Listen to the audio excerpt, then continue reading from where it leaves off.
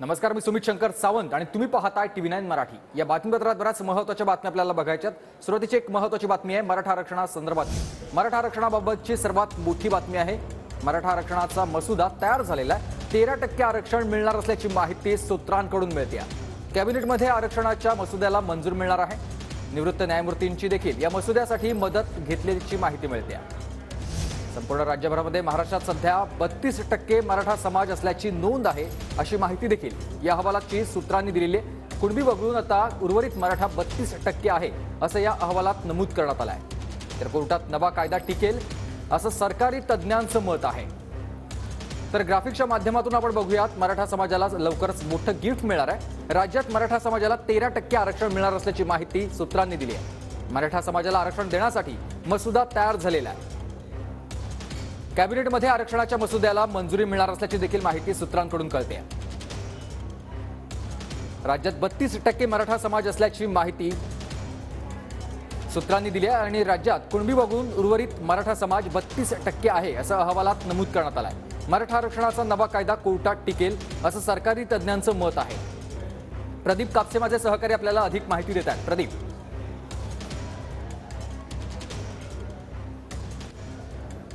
सुमित अगदी बरोबर आहे। खरं तर ही मराठा समाजासाठी अत्यंत महत्त्वाची बातमी म्हणावी लागेल, कारण 20 तारखेला राज्य सरकारनं मराठा आरक्षणासाठी विशेष अधिवेशन जे आहे ते बोलावलेलं आहे आणि याच आरक्षणाचा मसुदा जो आहे तो तयार करण्यात आलेला आहे। आणि या मसुद्यानुसार जे नवीन आरक्षण जे आहे ते मराठा समाजाला मिळणार आहे, 13% आरक्षण जे आहे ते मराठा समाजाला मिळणार आहे। जो सर्वेक्षण जे करण्यात आलेलं होतं, जो अहवाल राज्य सरकारकडे पाठवण्यात आलेला आहे, त्यामध्ये कुणबी वगळून 32% मराठा समाज असल्याची नोंद जी आहे ती करण्यात आलेली आहे।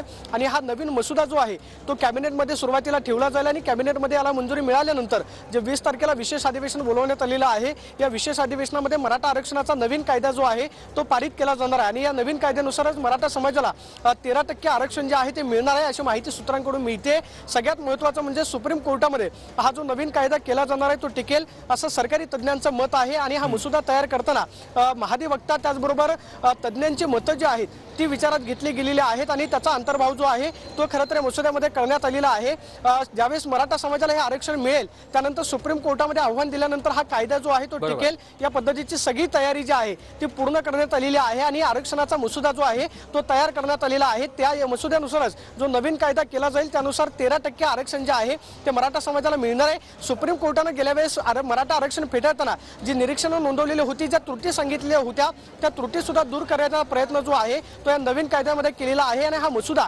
कॅबिनेटमध्ये सुरुवातीला ठेवला जाईल आणि 20 तारखेला जे विशेष अधिवेशन होतंय त्या विशेष अधिवेशनामध्ये दोन्ही सभागृहामध्ये हा कायदा जो आहे तो पारित करून घेतला जाईल आणि नवीन कायद्यानुसारच 13% आरक्षण जे आहे ते मराठा समाजाला मिळणार आहे। सुमित, विशेष महत्त्वाची बाब म्हणजे कुणबी वगळून 32% मराठा समाज असल्याची नोंद जी आहे त्या अहवालामध्ये करण्यात आलेली आहे।